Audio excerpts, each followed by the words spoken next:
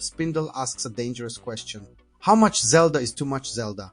Then it hands you a scythe, a talking pig, and a world where death has gone on strike and says, prove it. If your nostalgia glands run on 2D dungeons and screen wrapping secrets, this thing is catnip.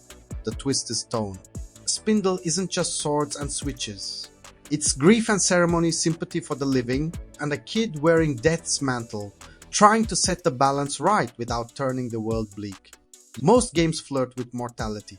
This one marries it and invites a pig to the reception. Quick context so we're calibrated.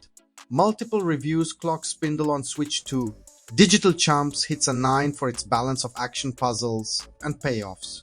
Cubed 3 lands at 8, praising responsive controls, strong themes, and cozy somber art. VG Charts sits at 7 for compelling dungeons and post-game, but dings the combat for not evolving and the tone for leaning heavy.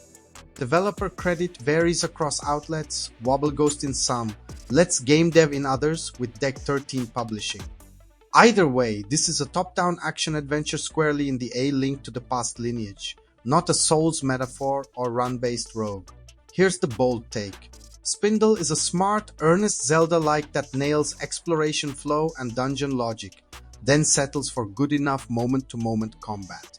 If you live for that combat puzzle cadence and the thrill of unlocking a whole corner of the map with one new tool, you'll vibe hard. If your fun lives in animation, cancel windows and weapon variety, you'll feel the ceiling. The world is the hook that keeps biting. Each region or village revolves around a death that never finished and the community shaped by that loose thread.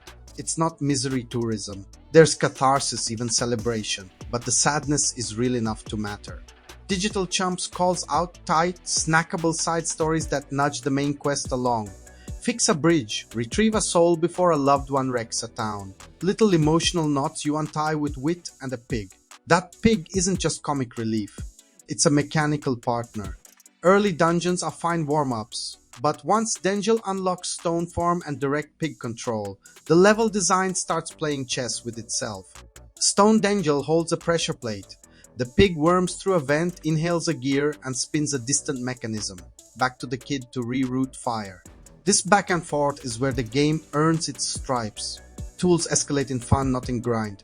Alongside the statue trick, you pick up a gleefully literal death ray that petrifies organic obstacles and a climbing kit for tandem wall work. VG Charts flags the late-game mountain ascent as a standout. And they're right. The rope swing choreography sells the fantasy of two misfits figuring it out together. These aren't throwaway key items. They ripple back into the overworld loop, teasing secrets you clocked 10 hours ago. On the structure level, Spindle remembers something modern design sometimes forgets. Mystery is sticky. Directions are general, signposting is light, and you're expected to notice, remember, and return. VG Charts love that opaque on purpose vibe. Think old school Zelda or Tunic, like the Tower Keeper who dreams of a chick companion and never tells you where, forcing you to retrace, connect, and experiment. It's respectful, it trusts you to be curious. Now for the friction. Combat is simple by intent and depending on your taste, too simple in practice. You get the scythe early. It stays your main tool to the credits. There's a dash attack to spice the spacing, but you're not building a kit of bombs, bows, and spells. Cube 3 praises snappy controls and stable performance in busy rooms. But the shared critique across outlets is that side-only combat plateaus.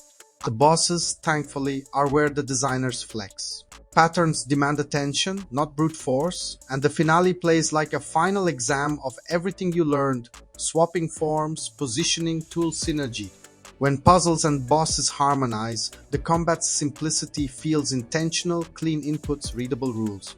When you're just swatting critters between brain teasers, it can feel like filler. Tone will be a divider too. Spindle's writing treats loss with care, and when it lets in light, an Ogoi village ceremony changed lives in the post-game epilogue, it hits hard. But VG Charts notes stretches where the sorrow settles in and lingers. If you need constant banter or zany side quests to cut the weight, you may bounce. Personally, I respect a game that stays on theme and uses the pig for levity without dunking on its own stakes. Performance and polish are solid with a few seams. Multiple outlets report switch 2-frame hitches when new areas stream in, not disruptive but visible. Visuals are cozy indie. Clean lines, soft edges, strong silhouettes. Could the lighting be moodier? Sure. Most of the time, the art direction does the heavy lifting, and when the soundtrack clicks, there's a snowy ascent theme that goes straight to the replay pile. You get that sweet nostalgic ache. Small spoiler in 3, 2, 1. The credits roll with a question mark. Post-game opens a 2-hour loop of new quests, artifact hunts, a fish compendium, happier towns, and a proper character arc bow for Dead Angel. It reframes earlier gloom with earned warmth, and it's the kind of after that makes the before feel better in hindsight. Back to safety. Let's triangulate the sources. Digital Chumps 9 comes from balance and pace. Short quest beats, clean payoffs, exploration that constantly rewards with shards and death coins, plus the simple joy of fishing and secret caves. Cube 3's 8 sits on strong theme execution and responsive feel, while dinging navigation clarity here and there, intentional opacity that still trips a modern brain. VG-Charts' 7 loves dungeons and post-game but wants more combat verbs and a little more levity. That disagreement isn't noise, it's a clean map of priorities. If combat variety is your non-negotiable, listen to the 7. If your fun is solving a room and unlocking the world like a Rubik's Cube, the 9 is your North Star. Veteran Games take, recommend with a gentle asterisk.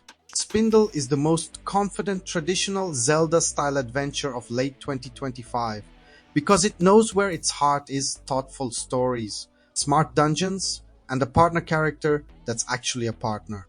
It's also content to let combat be a means, not the meal. If that trait is your jam, this will hit. If you equate depth with weapon wheels, you'll crave more than the side can give. Pay off before the CTA. The best compliment I can give is that Spindle trusts the player. It trusts you to remember a chick rumor, to read a room without a quest arrow, to care about strangers long enough to make their town a little softer. That's design courage in a tidy 10-ish hour package. If this kind of no BS deep dive is your thing, hitch a ride with Veteran Game and hit subscribe. If you're nodding or fuming, toss a like, so this take survives the algorithm, and we keep prioritizing games with brains and heart over empty spectacle. One last spark for the comments. Should a great Zelda-like modernize combat with more tools, or is restraint the point when the dungeons are the star? Where do you draw that line between elegant and undercooked?